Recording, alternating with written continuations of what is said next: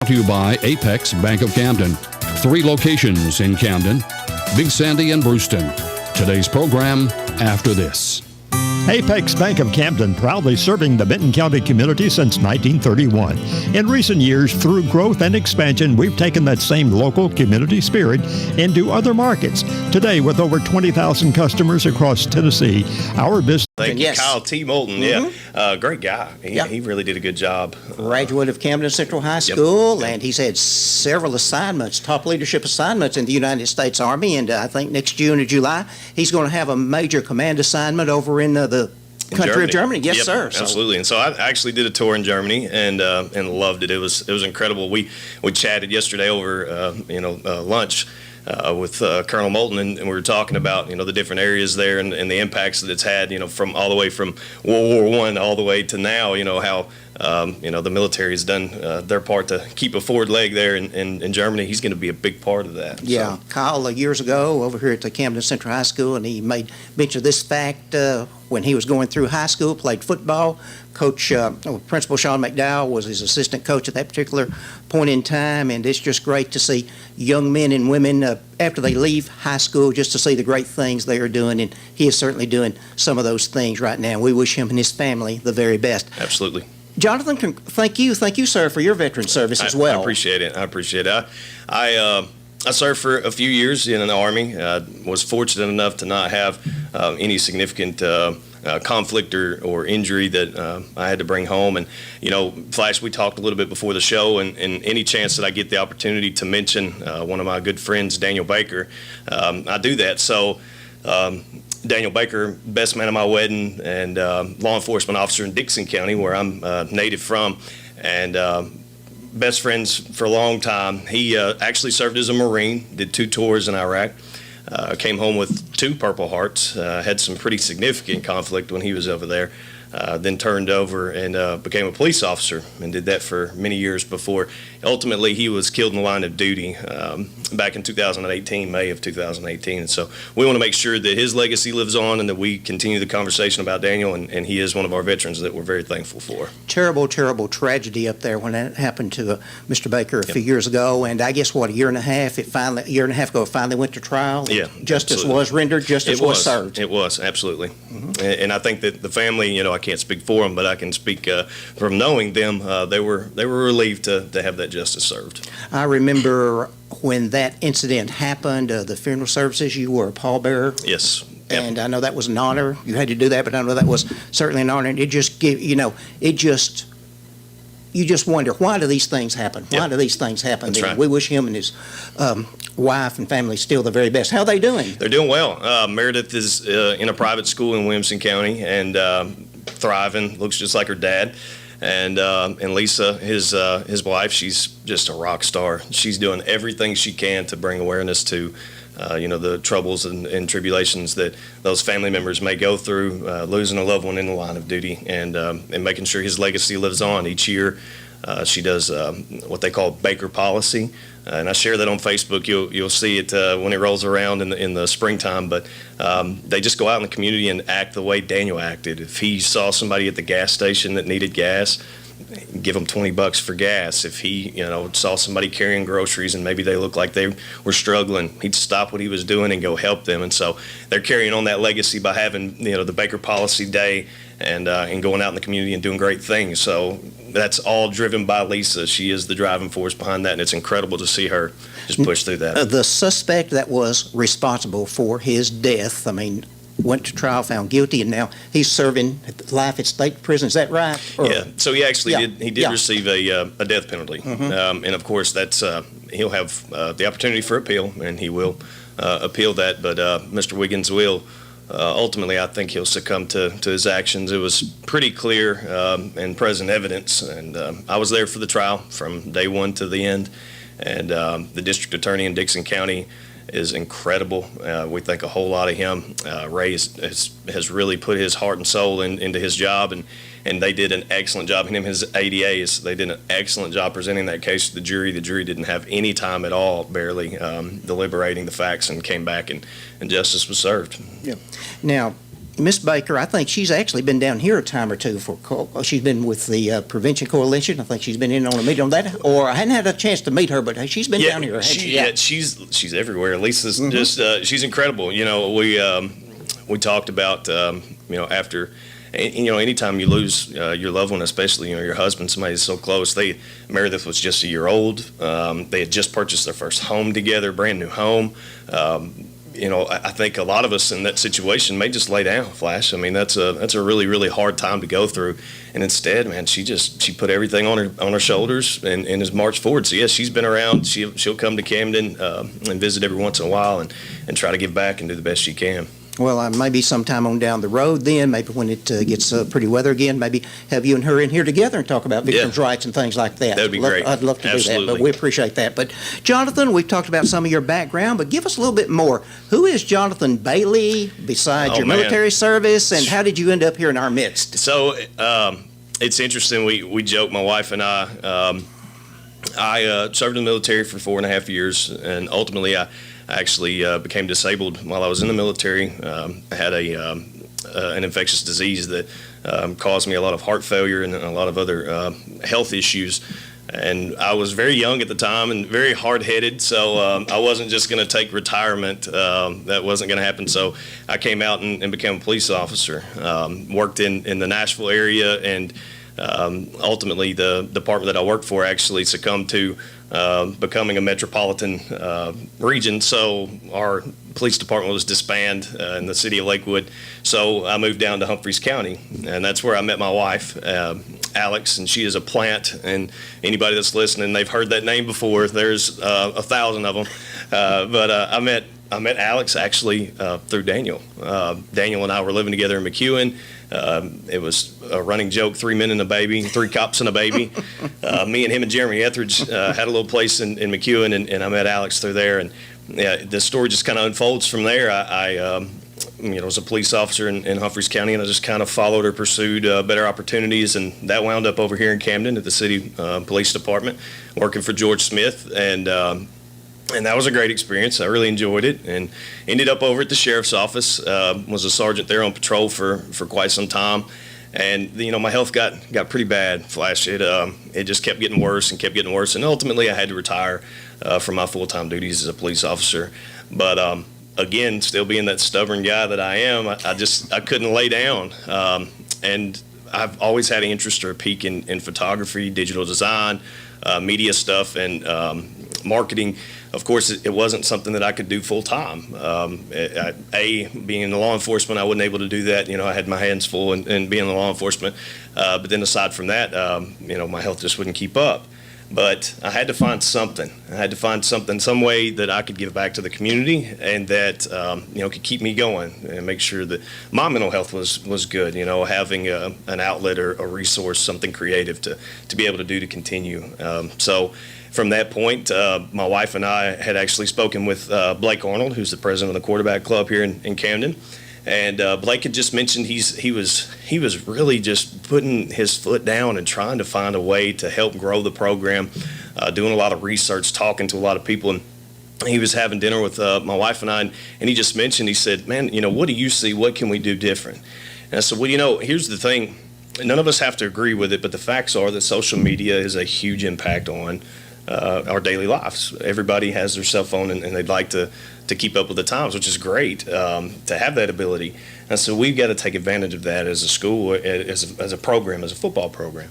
And I said, we don't have really at the time, we didn't really have a dedicated media team for Facebook. We have a few folks that take pictures around the games, and they're incredible. They're awesome, and we value their time and their efforts. But I'd mentioned to him, I said, I'll make you a Facebook page, and I'll take some pictures on Friday night, and we'll just see where it goes. And that grew into volleyball. That grew into basketball, softball, baseball. So, and it's great. It's Coach McDowell and I actually sat down a couple of weeks ago, and we are both trying to develop a Camden sports media team at the high school, which will give the high school students an opportunity to participate in what we're doing, and help watch the program grow, and give them some college application hours and credits to be able to actually do some of these things involving, marketing, Photoshop and Canva and digital design and photography, having things that we don't really have a program for yet. We're developing that. So Coach McDowell's been awesome at helping us do that. And Flash, man, I fell in love with Benton County. I fell in love with Camden. My wife and I moved here, purchased a home about 7 years ago, and I just don't see us going anywhere. We're comfortable here, and we're thankful for the community support and involvement, and it's just been great. The skills you learned as a law enforcement officer in Humphreys County, here in Benton County, Camden PD, Benton County SO, the skills you learned there, has that helped you with your photography? Absolutely. I think so. I think, one of the things is being personable and communicating with people. Taking pictures, there's two different ways we can do this. We can stand from the outside and not really have any of the character interaction, or I can get involved and talk to the students, talk to their parents, talk to the coaches. And once they became more comfortable with me, we saw throughout the season the pictures got a little different. You started getting more relaxed, and so then we got to focus on what was most important, and that's their play. Is watching, seeing that develop and capturing those moments, and then sharing that with the community. A lot of times I feel like you see a record like we've just had, 4-7, that doesn't speak for what this program actually is. Of course, no, we're not a powerhouse that's going to run through state. But these kids are working hard, they're playing fast, and it's fun to watch. It's something that's here in our hometown. They're spending all their time developing and getting better and stronger. And so we want to capture that with that photography and show that to everybody and write news articles. Plenty about doing that. But, just express to the community like, hey, this is what's going on. You've got some talented athletes that are working really hard. Come check them out. Let's share the journey together with these kids and show them we can support them. Yeah, and you picked up on, you mentioned something here 2 or 3 minutes ago about maybe this can grow, it can grow in the future, and a promising student out there, he or she may want to get into photography sometime, and Absolutely. Things that you may not realize right now could develop. And let me use this, I don't want to compare apples and oranges, but just recently, Jeff Piskus had Terror on the Square. Yep. It was great Halloween, Halloween program. We haven't had it before, and I was talking with him last weekend and some of the kids in that, and you did that. You want to have fun in the community, and a lot of people took advantage of it. But at the same time, these kids some of the kids came from the theatrical class out at CHS. Yes. Some of those kids now have learned skills as far as costume, makeup, and Jeff tells me there may be 2 or 3 kids now that may want to pursue a career in theatrical and not necessarily performing on stage. Yeah. And on top of that, you're teaching them to be involved in their community and that personal communication that it takes to work with a group of other teenagers to perform something that is greater than themselves, even if it's something as simple as a horror show on the court square. They're doing something together, and I think that they take some pride in that, and you see them build, and that's great. That's just incredible, and that's the goal is community involvement. Get the kids involved. Share this love of Benton County that I have and that I know a lot of people have. Let's all get together and share it out, and embrace this community the way we want to. What have you learned about your photography skills? Going back 2 months ago since you first started with football. Listen, it's incredible how much a little bit of light in either direction will change the entire circumstance of the game. So if you watch early on in the beginning of the season, we had those afternoon lights where, the light was coming down on the field, and it was just these really pretty shots. And then later in the season, the sun's already down when we kick off, and it's dark out, and you've got these fluorescent lights, and you've got to adapt and change and make all these adjustments as you go to make sure that you capture what you're trying to capture. And it's been challenging. I've leaned on a lot of people, professional photographers that have been doing this for a long time. Noah Smith from Lexington. I don't know if you're familiar with him, but he is a media guy for Lexington High School and does outstanding content. It's incredible. But, hey, what are you doing? What am I doing wrong here? How can we develop and get better? Because these are tools that I want to be able to pass along. And Flash, I actually didn't get a chance to tell you this, but I actually had a teacher contact me, and we did she runs the annual at the school, and she brought us in, and we taught several students a photography class on lighting and the triangle, the exposure triangle as they call it, and making sure that you get the perfect exposure. And the kids ate it up. It was great. We had a really good class on that. And I'm one of those that I will learn as I'm teaching. So it's something, again, the importance of getting the youth involved is, hey, come, you want to be a photographer? I'm going to hand you this camera and teach you what I know, and I'll learn throughout that process too. So yeah, it's been a challenge, and it's going to continue to be challenging. Basketball, I've learned, is a whole lot faster and closer, so we got to make some adjustments there. And we're gonna keep going and try to give the best content and quality stuff we can. We're going to have to take a break here in Yeah, just absolutely. a moment. But, I mean, your position where you're seated this morning, and let's just take Luke as an example. You Yeah. go over there in that seat. Let's just say he's our subject. Yeah. You make a picture of Luke. Yeah. Perfect position. He doesn't move at all. I get in your seat. I take a picture of Luke, same position, but those two pictures are going to be different. They are. They're completely different. And I think, again, I've taken a picture before from this angle with this light, and I know what to look for. I know what my exposure looked like when I took that picture. Even though everything may be a little bit different here, I kind of have a good idea about how light interacts with my camera and what I need to do to adjust how my camera interacts with the light.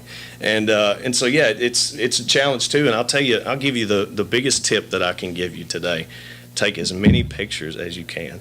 And when I get done with a football game, I may have 2,000 pictures flash on average.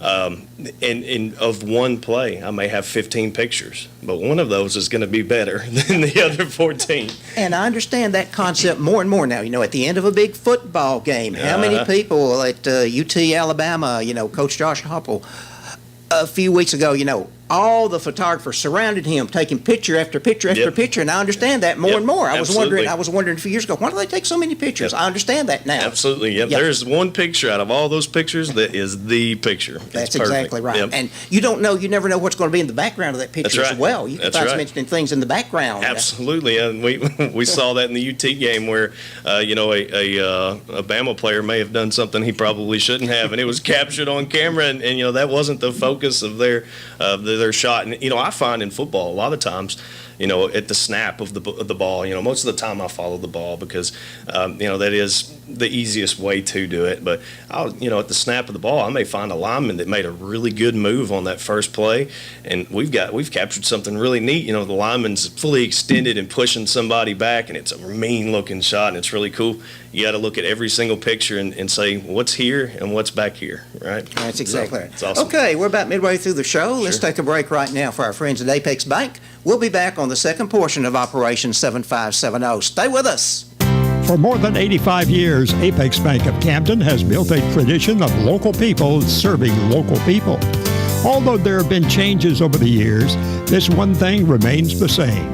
Hometown people that are your friends serving you every day to meet your financial needs. We want to see you grow and prosper. And when you ever have a need, you'll get personal attention right here at home, not in some far-off corporate office. Number one in customer service. Apex Bank of Camden, Benton County's best bank, member FDIC, equal housing lender. Welcome back to the second portion of Operation 7570 this morning. Our friend in the studios today, Jonathan Bailey, and we're talking about various aspects, things Jonathan has done in the past, some things he's doing right now. And as we talk about photography and making pictures of the kids out there, a lot of kids, they love to be recognized, and they should be recognized. Absolutely. So, that was another one of the driving forces. Flashes is back in the day when I played at Dixon County. If you ended up in the newspaper, this was before Facebook and MySpace and all those things. If you ended up in the newspaper or somebody took a picture of you, it was something. You were special. And, these kids are working so hard to perfect their craft. We've got kids, Will Dobson broke records this year.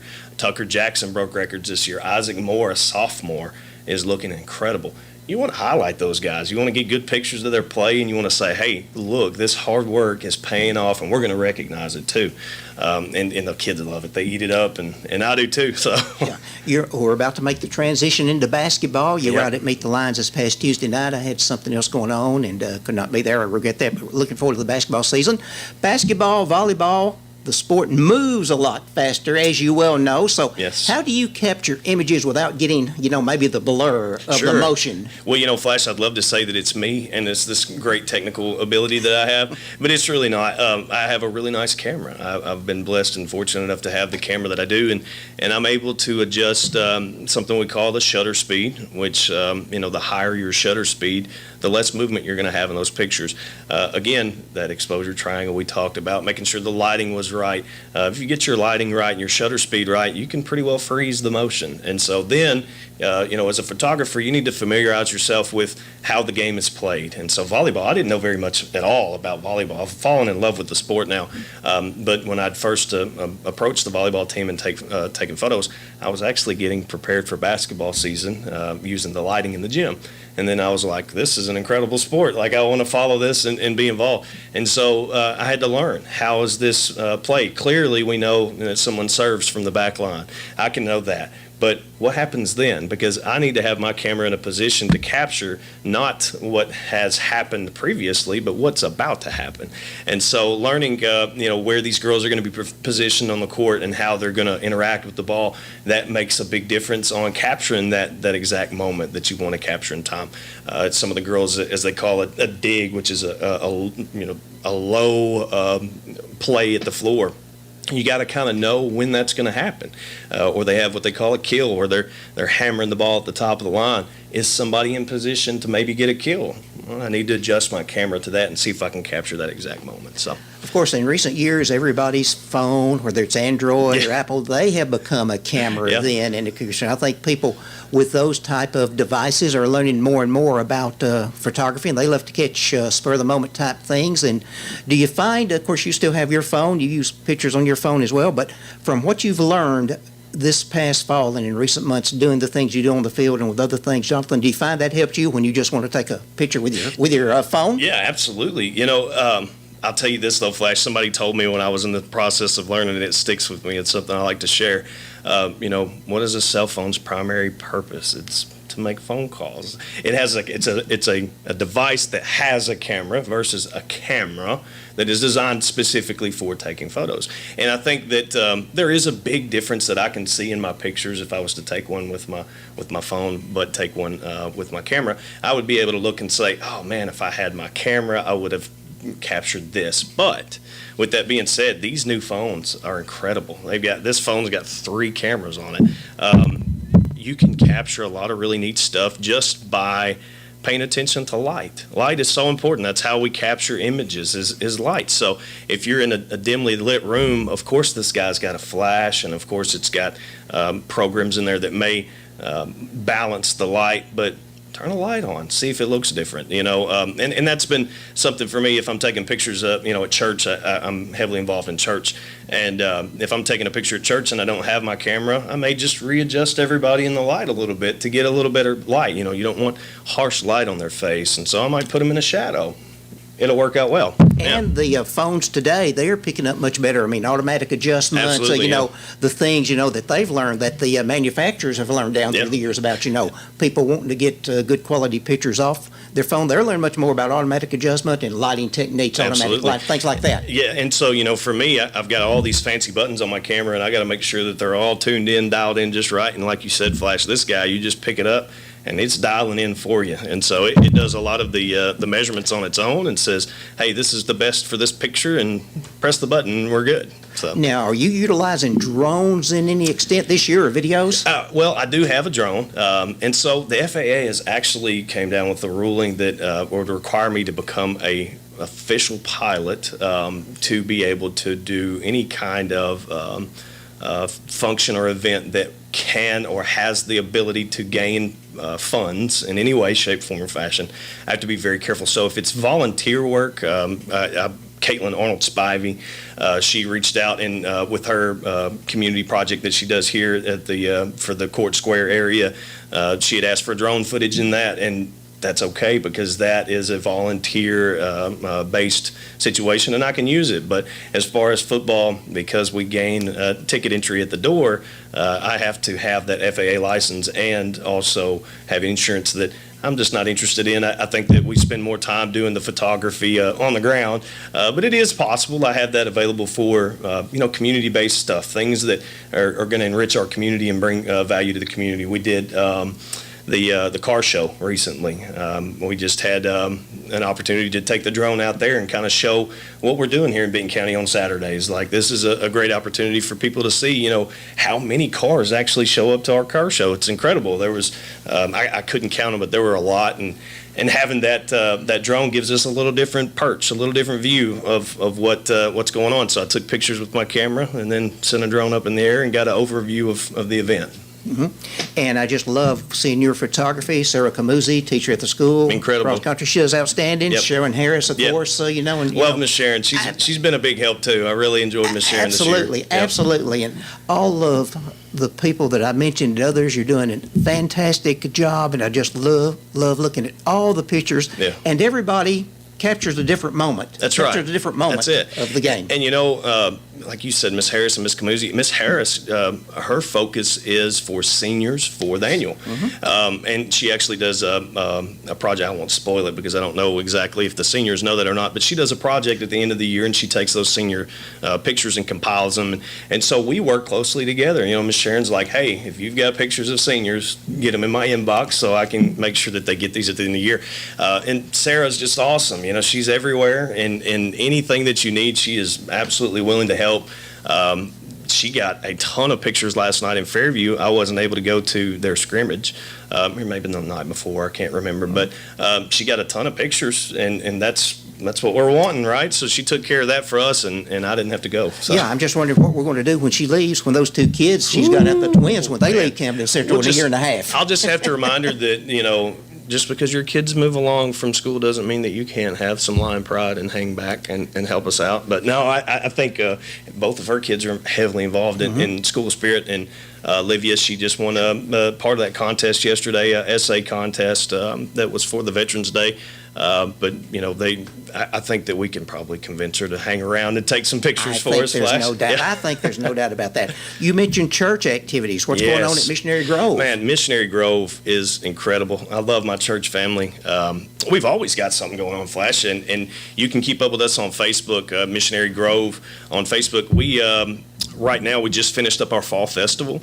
And that was a great turnout, a great event, and everybody in the church came together. We had chili and other soups, and the kids had bounce houses and petting zoo and painted some pumpkins. It was a great time, and we're moving into our harvest months at church, where we're trying as a church to give back to our church and help it grow and be able to be more of a service to the community. So right now in our harvest time, we're asking our church family to donate to our building fund and things of that sort.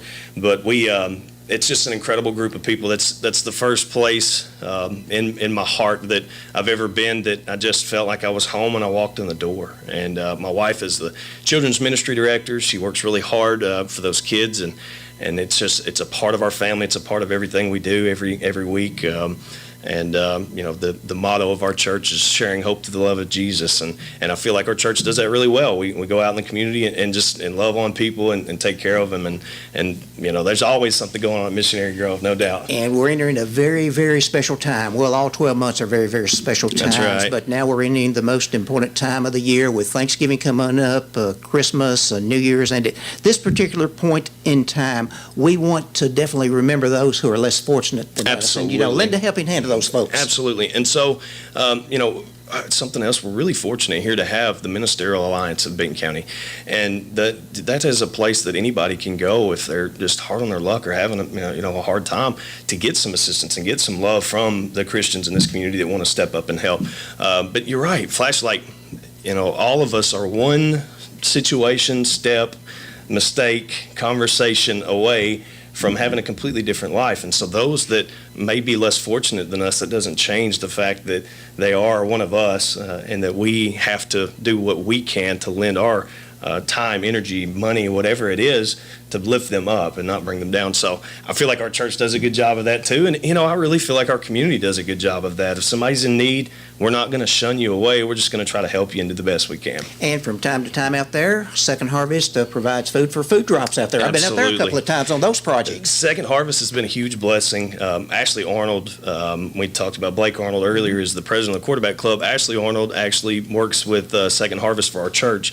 She's established rapport with them, and they're incredible. They keep our food pantry full. I know they work with the Ministerial Alliance, but in January, and I'll get you a date as we get a little closer, I do the community missions projects for our church, and we're setting up a big food drop with the 18-wheeler that comes in. Those actually cost anywhere from between $7,000 to $14,000, and we've been gifted one of those food trucks by the Second Harvest. So in January we'll have that at the church, and anybody, we don't care what your situation is. It doesn't matter. If you want some food, come get it. Don't feel bashful. Don't be ashamed. Come get some food. We're going to shake your hand, pray for you if you need it, give you some food, and send you on your way. Yeah. Well, we need to get out of here a little early because of a UT programming starting at 9 o'clock. Go Vols. We'll have to have you back and talk more Yeah. in depth. And we hadn't even mentioned the Prevention Coalition, the coalition of what you're a part of. And we'll those get people, there. Annabelle are doing a great work out there with those people. They truly are incredible, and it's a great mission for our community to make sure that we stay informed and share the messages. So it's been an honor to watch them work. So it's great. Is there a web page that Jonathan Bailey has, or a Facebook page we can go to find out some of your great photography with our kids? I tell you right now, on my personal Facebook page, I pretty much add anybody, but I put all of my pictures publicly if they have something to do with the children in our community. So if I do a basketball game, it is posted publicly. You can find me on Jonathan Bailey at Facebook, and then we've got the Camden Central High School Lions football page. That's a new thing we started this year. There's tons of great pictures on there, and I don't have a private website. I use a host to host pictures, but you can find me on Facebook, add me, and look through any pictures that you want. Jonathan, thank you for what you do with our kids out at Camden Central High School. The faculty and the administration do great work, and we're looking forward to basketball. I think Amen. we have our first game this Tuesday night as Yes, we sir. play Riverside out here, and thank you for all you do in our community. Thank you for your service as a veteran, and always great to see you. And Absolutely. Anyway, you know where we are, my pal. Yes, sir. Thank you.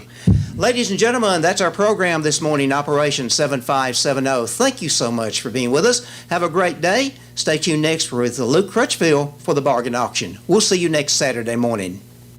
Apex Bank of Camden, proudly serving the Benton County community since 1931. In recent years,